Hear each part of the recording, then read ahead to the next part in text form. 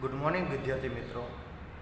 આગળ આપણે ચેપ્ટર 1 વિશે માહિતી મેળવી.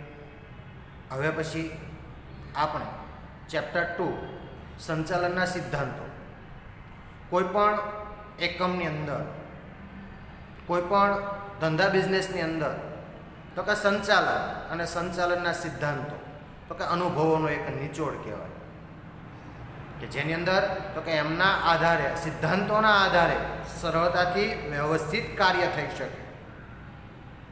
આથી વિદ્યાર્થી મિત્રો, સંચાલનના સિદ્ધાંતો અતિ આવશ્યક જોવા મળતા હોય.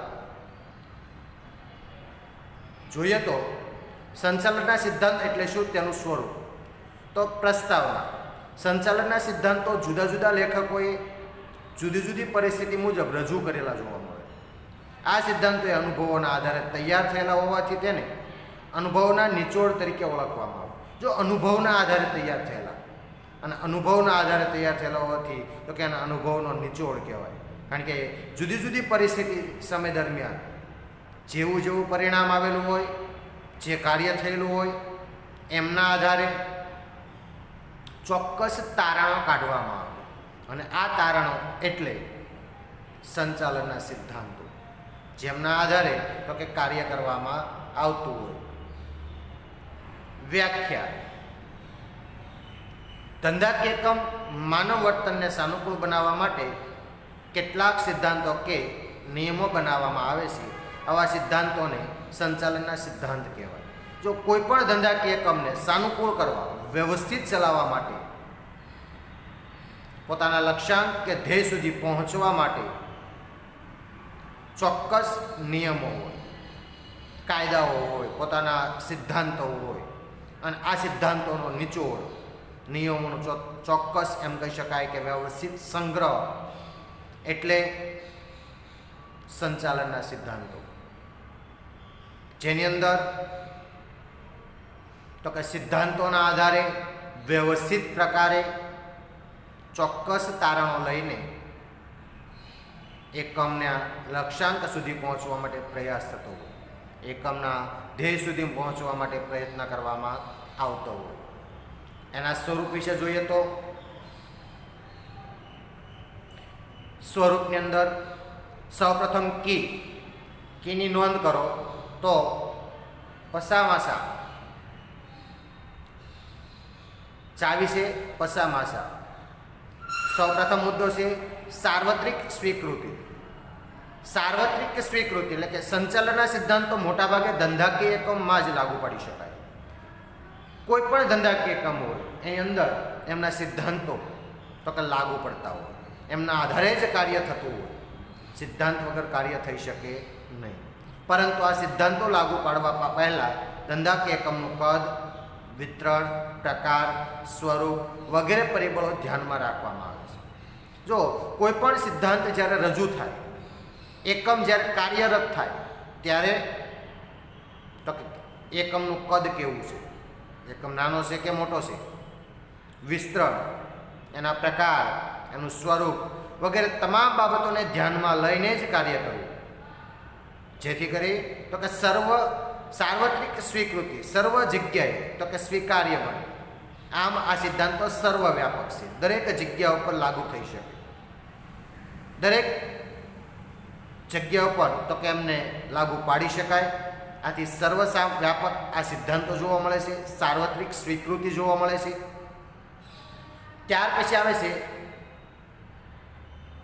પરિવર્તનશીલ. આ સિદ્ધાંતો બદલાતી પરિસ્થિતિ, જતી પરિસ્થિતિમાં તો કે બદલાય. સમય અને સંજોગોના આધારે જેમ જેમ સમયમાં પરિવર્તન આવે એમ સિદ્ધાંતોમાં પણ પરિવર્તન જરૂરી હોય. નીતિ નિયમો, કાયદાઓ, સિદ્ધાંતો પરિવર્તનશીલ હોવા જરૂરી છે. કારણ કે જો પરિસ્થિતિ પ્રમાણે, સમય પ્રમાણે ફેરફાર કરવામાં ન આવે તો લક્ષ્યાંક કે ધ્યેય હોય પૂર્ણ થઈ શકે નહીં. આથી પરિસ્થિતિ પ્રમાણે બદલાય. તેથી આ સિદ્ધાંતો જડ નથી પરંતુ પરિવર્તનશીલ છે. જો ચોક્કસ નથી, સમય સંજોગોના આધારે ફેરફાર થાય અને આથી એને પરિવર્તનશીલ સિદ્ધાંત તરીકે ઓળખાય. સમય બદલાણો, એકમના અંદર ફેરફાર કરવામાં આવે, કાર્યની અંદર ફેરફાર થયો તો પણ ફેરફાર કરવામાં આવે.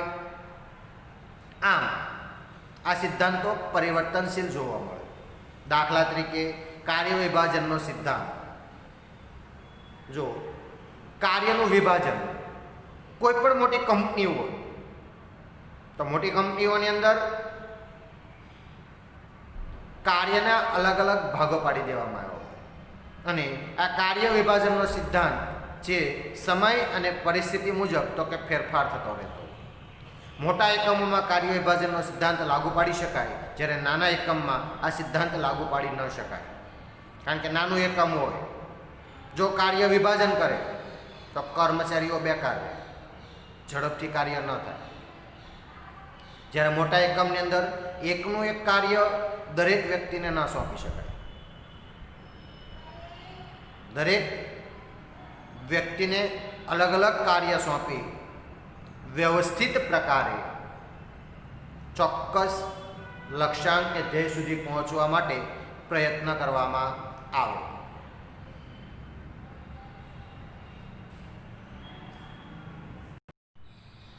સંચાલનના સિદ્ધાંતો, જેની અંદર તો કે પરિવર્તનશીલતા વિશે આપણે વિદ્યાર્થી મિત્રો માહિતી મેળવી કે ભાઈ મોટા એકમમાં કાર્ય વિભાજનના સિદ્ધાંત લાગુ પાડી શકાય, જ્યારે નાના એકમમાં કાર્ય વિભાજનનો સિદ્ધાંત લાગુ પાડી શકાય નહીં. એ જ મુજબ તો કે નાના એકમો જે હોય એમાં કાર્યનું વિભાજન ન થાય, કારણ એકમનું ઉત્પાદન, એકમનું કાર્ય ઓછું. જ્યારે મોટા એકમોની અંદર આનું પ્રમાણ વધુ હોય, જેથી એનો કાર્ય વિભાજનના સિદ્ધાંતનો તો કે લાભ પ્રાપ્ત થાય. ત્યાર પછી પોઈન્ટ છે સામાન્ય માર્ગદર્શિકા. જો સંચાલનના સિદ્ધાંતો જુદા જુદા નિષ્ણાંતો દ્વારા તૈયાર થયેલા અનુભવોનો નિચોડ. જે પણ કંઈ સિદ્ધાંતો છે એ તો કે નિષ્ણાંતો દ્વારા તૈયાર થયેલા અનુભવોનો નિચોડ. મતલબ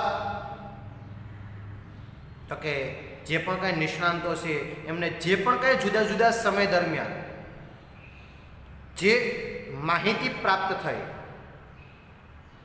જે જ્ઞાન પ્રાપ્ત થયું, જે નવું નવું જાણવા મળ્યું, એમાંથી ચોક્કસ જે તારણો કાઢ્યા તે ધંધાકીય એકમનું સંચાલન કરતી વખતે કેટલીક જટિલ સમસ્યા કે પ્રશ્નો ઉદ્ભવે. કોઈ પણ એકમનું જ્યારે સંચાલન કરતા હોઈએ ત્યારે ઘણા બધા પ્રશ્નો જોવા મળતા હોય. ઘણા પ્રશ્નો એમ કહી શકાય જટિલ, મુશ્કેલ હોય, ઘણા સહેલા, સરળ હોય. અને આ પ્રશ્નોમાંથી માર્ગદર્શિકા મારફતે ચોક્કસ લક્ષ્યાંક સુધી પહોંચવાની ક્રિયા. આવા સમયે આ સિદ્ધાંતને ફરજ લાગુ પાડી શકતા નથી. જે પણ કંઈ એકમ હોય એની અંદર તો કે સિદ્ધાંતને ફરજિયાત લાગુ ન કરી શકાય, પણ સમય પરિસ્થિતિ મુજબ, સાનુકૂળતા મુજબ એમાં ફેરફાર કરી અને લાગુ કરી શકાય. ત્યાર પછી તો કે પરંતુ આ મુશ્કેલીની પરિસ્થિતિમાં સંચાલનના સિદ્ધાંતો માર્ગદર્શન પૂરું પાડે.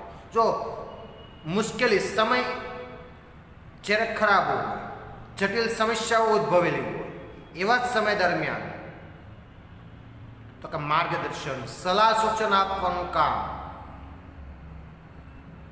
આ સિદ્ધાંતો કરે, જેનાથી તો કે માર્ગદર્શન મેળવી, માહિતી મેળવી અને ચોક્કસ લક્ષ્યાંક સુધી અથવા તો જે જટિલ સમસ્યા છે એનું ચોક્કસ નિરાકરણ લાવી લક્ષ્યાંક સુધી પહોંચી શકાય. ત્યાર પછીનો ટોપિક છે માનવ વર્તણૂક પર આધારિત. ધંધાકીય એકમમાં સંચાલન માનવ કેન્દ્ર બિંદુ છે. જો કોઈ પણ એકમ હોય તો માનવ વગર કાર્યરત રહી શકતું નથી. માનવી કેન્દ્રમાં જોવા મળે. આથી કેન્દ્રની અંદર તો કે માનવ કેન્દ્ર સ્થાને રહે છે. આ સિદ્ધાંતોનો આધાર માનવ વર્તણૂક સાથે સીધો સંબંધ ધરાવે. જો આ જે પણ કંઈ સિદ્ધાંતો છે એનો આધાર માનવ વર્તણૂક પર, એનો વ્યવહાર, એનું કાર્ય, એની સાથે સંબંધિત હોય અને એના આધારે જ સિદ્ધાંતો લાગુ કરી શકાય. જ્યારે માનવ વર્તણૂક એ વૈજ્ઞાનિક અભિગમ છે. માનવ વર્તન વૈજ્ઞાનિક છે, પણ એમનું વર્તનના સાથે તો કે સંબંધ આ સિદ્ધાંતોને રહેલો હોય. ઘણા એકમની અંદર આપણે જોતા હોય તો વ્યક્તિને સોંપાયેલું જે કાર્ય છે એ વ્યક્તિ કાર્ય કરવાની અંદર મુશ્કેલી અનુભવતો હોય અથવા તો કાર્ય કરવા ન ઈચ્છતો હોય. આવો ઘણા બધા પ્રશ્નો સર્જાતા હોય. તે માનવ વર્તન વ્યક્તિના વર્તન પર સાથે તો કે સંબંધ ધરાવે. ત્યાર પછીનો પોઈન્ટ છે આકસ્મિકતા. સંચાલનના સિદ્ધાંતો લાગુ પાડવા માટે આકસ્મિકતા અનિવાર્ય હોય. કોઈ ચોક્કસ પરિસ્થિતિમાં આ સિદ્ધાંતોનો ઉપયોગ કરી નિર્ણય લઈ ધ્યેય સિદ્ધિ કરી શકાય. જો આકસ્મિકતા, કોઈ એવો નવી પરિસ્થિતિ ઉદ્ભવી, કોઈ સમસ્યા ઉદ્ભવી, તો એવા સમય દરમિયાન આ સિદ્ધાંતોનો ઉપયોગ કરવો. સિદ્ધાંતોના ઉપયોગથી આકસ્મિકતાના જે સમસ્યાઓ હોય છે એને હલ કરી શકાય ઝડપથી, તો કે લક્ષ્યાંક ધ્યેય સુધીના તો કે નિર્ણય લઈ શકાય અને એકમને આગળ વધારી શકાય. દાખલા તરીકે કામદારની યોગ્ય અને વ્યાજબી મહેનતાણું ચૂકવવું જેવા યોગ્ય અને વ્યાજબી એ આકસ્મિકતા. કામદાર કર્મચારીને વ્યાજબી મહેનતાણું અને યોગ્ય મહેનતાણું ચૂકવવું. ઘણી વખત કર્મચારીઓની હડતાલ પડતી હોય, તે સમય દરમિયાન આવા પ્રશ્નો સર્જાય. આકસ્મિક પ્રશ્ન છે કે ભાઈ કેટલું મહેનતાણું ચૂકવવું જેથી કાર્ય ફરીથી શરૂ થઈ શકે. કંપની એકમ જેમને નુકસાની પણ ના ભોગવવી પડે. આ આકસ્મિક પ્રશ્નોનું નિરાકરણ અતિ આવશ્યક જોવા મળે. ત્યાર પછીનો બીજો ક્વેશ્ચન છે વિદ્યાર્થી મિત્રો, સંચાલનના સિદ્ધાંતોનું મહત્વ. એમની કી ઈશા સવિતા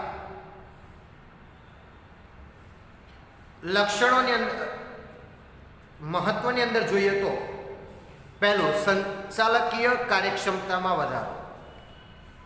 જે પણ કંઈ સંચાલનના સિદ્ધાંતો છે એ કાર્ય કરવાની અંદર મદદરૂપ થાય. સંચાલનના સિદ્ધાંતો જુદી જુદી પરિસ્થિતિમાં બદલાયા કરે, સમય સંજોગો પ્રમાણે એમાં ફેરફાર થયા કરે. આથી પરિસ્થિતિ મુજબ આ સિદ્ધાંતો બદલાતા જોવા મળે. આ સિદ્ધાંતો નિર્ણય લેવામાં માર્ગદર્શન આપે, કાર્ય કરવાની અંદર કોઈ મુશ્કેલીના સમયની અંદર માહિતી આપનાર, માર્ગદર્શન આપનાર, સલાહ સૂચન આપનાર આ સિદ્ધાંતો આપણને જોવા મળે. પરિણામે સંચાલકો યોગ્ય નિર્ણય દ્વારા કાર્યક્ષમતા વધારી શકે. જો સંચાલકો યોગ્ય નિર્ણય દ્વારા કાર્યક્ષમતામાં વધારો, કારણ કે સંચાલકો જે પણ કંઈ નિર્ણય પ્રક્રિયા કરે, કર્મચારી યોગ્ય હોય, કર્મચારીને ફાયદારૂપ હોય, તો એવા સમય દરમિયાન કર્મચારીના કાર્યની અંદર, એના જુસ્સાની અંદર, એની કાર્યક્ષમતાની અંદર વધારો થાય. કર્મચારીને યોગ્ય હોય તો એને કાર્યક્ષમતામાં વધારો થાય. આથી સંચાલકો જ્યારે નિર્ણય ઘડતર કરે છે એ સમય દરમિયાન નિર્ણય પ્રક્રિયા અતિ આવશ્યક જોવા મળે. ત્યાર પછીનો બીજો પોઈન્ટ છે સંશોધનોનો ઇષ્ટતમ અને અસરકારક વહીવટ. જે પણ કંઈ ધંધાકીય એકમોમાં ઉત્પાદનના સાધનો મર્યાદિત હોય. જો કોઈ પણ એકમ હોય તો સાધન સામગ્રી જે હોય એ મર્યાદિત માત્રામાં હોય, ઓછી હોય. એનો વધુને વધુ ઉપયોગ, મર્યાદિત સાધનો હોવાથી પરિણામે તેનો મહત્તમ ઉપયોગ શક્ય બનાવવો પડે. મહત્તમ એટલે વધુ, અને વધુ ઉપયોગ જ્યારે કરવામાં આવે ત્યારે ઉત્પાદન પણ વધે નફાના સ્ત્રોતોમાં પણ વધારો થાય અને લક્ષ્યાંક કે ધ્યેય સુધી ઝડપથી પહોંચી શકાય. ત્યાર પછીનો પોઈન્ટ છે સંચાલનના સિદ્ધાંતો વડે આ સાધનોનો મહત્તમ ઉપયોગ કરી ઓછામાં ઓછું ખર્ચે વધુમાં વધુ શ્રેષ્ઠ પરિણામ પ્રાપ્ત થઈ શકે. જો સંચાલનના સિદ્ધાંતોનો તો કે વધુ ઉપયોગ કરવો, મહત્તમ ઉપયોગ કરવો અને મહત્તમ વધુ ઉપયોગ કરવાથી તો કે વધારે સાધન સામગ્રી ખરીદવાનો ખર્ચ રહે નહીં, એટલે ખર્ચ ઓછો થઈ જાય. વધુ શ્રેષ્ઠ પરિણામ, ઉત્પાદન વધશે, નફાના સ્ત્રોતો વધશે, એકમ ધંધા બિઝનેસની અંદર લક્ષ્યાંકો કે ધ્યેયો ઝડપથી પૂર્ણ થશે. આથી શ્રેષ્ઠ પરિણામ પ્રાપ્ત કરવા સાધન સામગ્રીનો વધુ ઉપયોગ કરવો. ત્યાર પછી છે આ સિદ્ધાંતો સંચાલકોને નિર્ણય લેવામાં, કાર્યનું કારણ જાણવામાં તેમજ કરકસર કરવામાં ઉપયોગી સાબિત થાય. જે પણ કંઈ સિદ્ધાંતો દ્વારા, નિયમો દ્વારા નિર્ણય પ્રક્રિયા જ્યારે થતી હોય તે સમય દરમિયાન કાર્યમાં પડતી મુશ્કેલીઓ જાણવા, કાર્યનું કારણ જાણવા અને કરકસરપૂર્વક વ્યવસ્થિત કાર્ય કરવા માટે ઉપયોગી થાય. જો વ્યવસ્થિત કાર્ય કરવું હોય, યોગ્ય કાર્ય કરવું હોય, બગાડ અટકાવવો હોય તો એવા સમય દરમિયાન સંચાલનના સિદ્ધાંતો અતિ આવશ્યક જોવા મળે છે. આ સિદ્ધાંતો દ્વારા ચોક્કસ પરિણામો પ્રાપ્ત કરી લક્ષ્યાંક સુધી પહોંચી શકીએ. ત્યાર પછી છે વૈજ્ઞાનિક અને તાર્કિક નિર્ણય માટે મદદરૂપ. સંચાલનના સિદ્ધાંતો હરહંમેશ તો કે નિર્ણય હંમેશા તટસ્થ, પૂર્વગ્રહ વગરના, હકીકત આધારિત હોવો જોઈએ. આ સિદ્ધાંતોની અંદર જ્યારે પણ નિર્ણય પ્રક્રિયા કરવામાં આવે એ સમય દરમિયાન તટસ્થતાથી, પક્ષપાત વગર, પૂર્વગ્રહ વગર, જૂની માન્યતાઓ, જૂના પોતાના વિચારો, પોતાના અભિપ્રાયો રહી હકીકત આધારિત હોવું જોઈએ. જેથી કરીને તો કે ચોક્કસ તારણ સુધી પહોંચી શકાય, ચોક્કસ લક્ષ્યાંક સુધી પહોંચી શકાય. વ્યક્તિ પ્રત્યે, એકમ પ્રત્યે, ઉત્પાદન પ્રત્યે ખોટા પોતાના અભિપ્રાયો,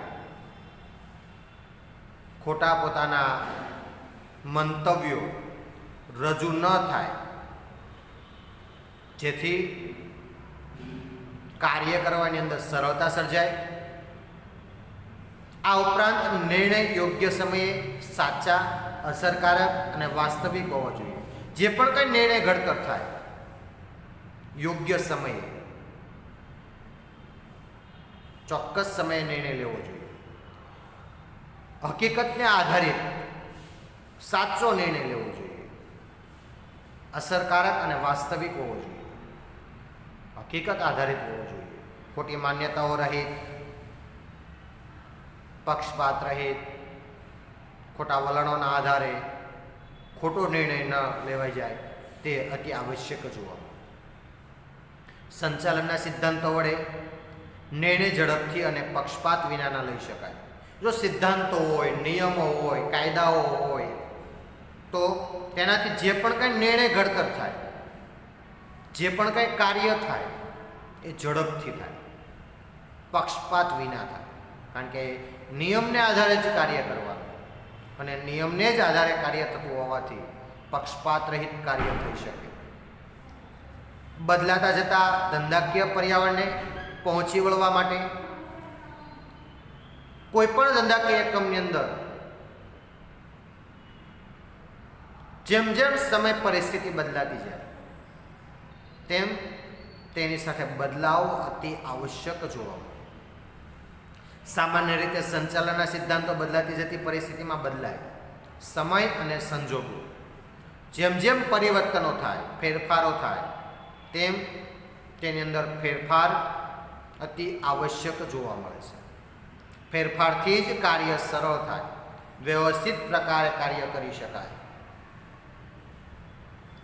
તે માત્ર માર્ગદર્શન પૂરું પાડે. જો સિદ્ધાંતો માર્ગદર્શન આપે, સમય બદલાણો, પરિસ્થિતિ બદલાણી, કાર્યની અંદર ફેરફાર થયો, ઉત્પાદનમાં ફેરફાર થયો વગેરે દરેક સ્થિતિની અંદર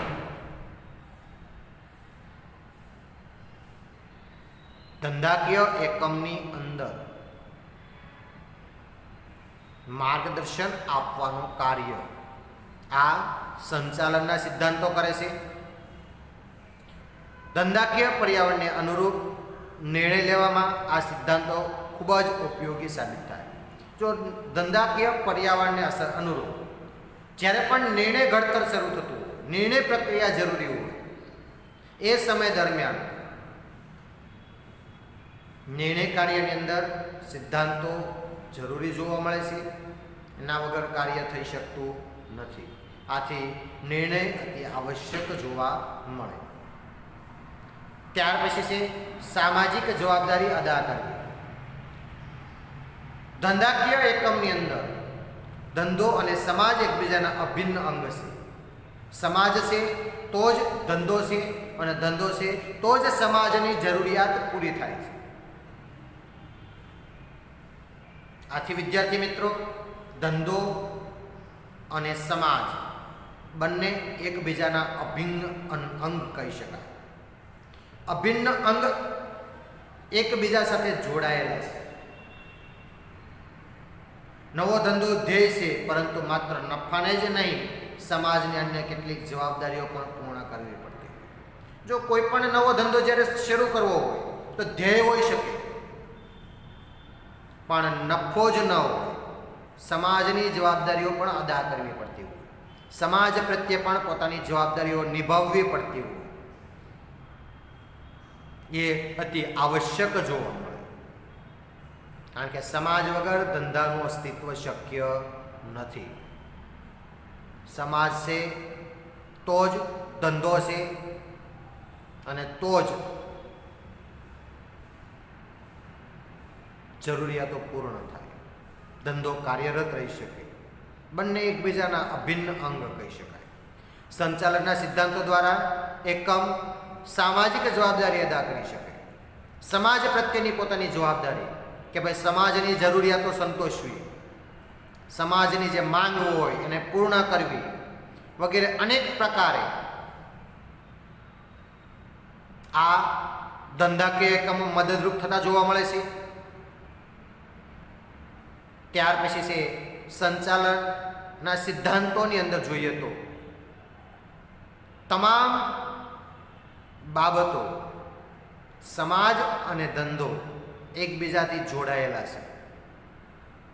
એના વગર કાર્યરત રહી શકાય નહીં, સમાજની જરૂરિયાતો પૂરી થઈ શકે નહીં.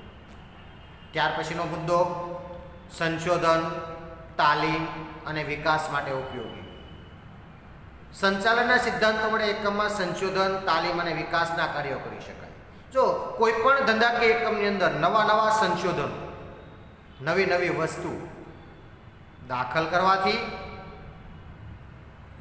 નવી નવી વસ્તુ લાવવાથી, કર્મચારીને તાલીમ આપવાથી અને વિકાસના કાર્યો કરવાથી સમાજની જરૂરિયાતો પૂર્ણ પણ થશે.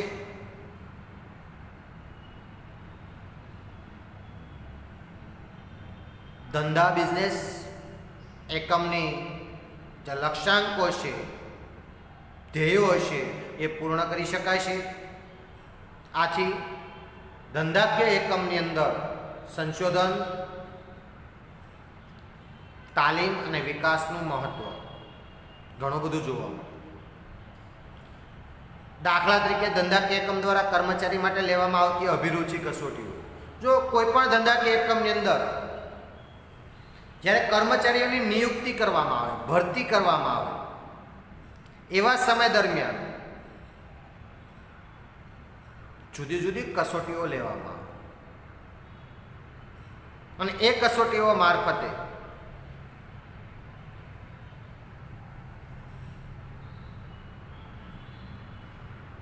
જે તે એકમને કર્મચારીઓ નિયુક્ત થાય, જેની અંદર વ્યક્તિની આવડત, રુચિ, વગેરે અનેક બાબતો માટે તો કે માહિતી મેળવવામાં આવે. આ કસોટી દ્વારા કર્મચારીને કઈ પ્રવૃત્તિઓમાં રસ છે અને કઈ પ્રવૃત્તિઓમાં રસ નથી તે જાણી શકાય, જેથી તો કે વ્યક્તિ કયું કાર્ય ઝડપથી કરી શકશે, કયું કાર્ય સરળતાથી કરી શકશે એની માહિતી પ્રાપ્ત થાય. આથી સંશોધન તાલીમ અતિ આવશ્યક જોવા મળે, જેના દ્વારા તેનો તે ક્ષેત્રમાં વિકાસ કરી શકાતો. જો કર્મચારીનો વિકાસ અતિ આવશ્યક ક્યારે થાય તો કે એની રુચિ જાણ્યા પછી, એની માહિતી મેળવ્યા પછી, આવડતની જાણકારી મેળવ્યા પછી ચોક્કસ માહિતી મેળવી શકાય અને એનો વિકાસ કરી શકાય, જેના મારફતે એકમ, કંપની કે સંસ્થાની અંદર એમના લક્ષ્યાંકો કે ધ્યેયોને પૂર્ણ કરી શકાય. વિદ્યાર્થી મિત્રો, આજના આ લેક્ચરની અંદર અહીંયા સુધી.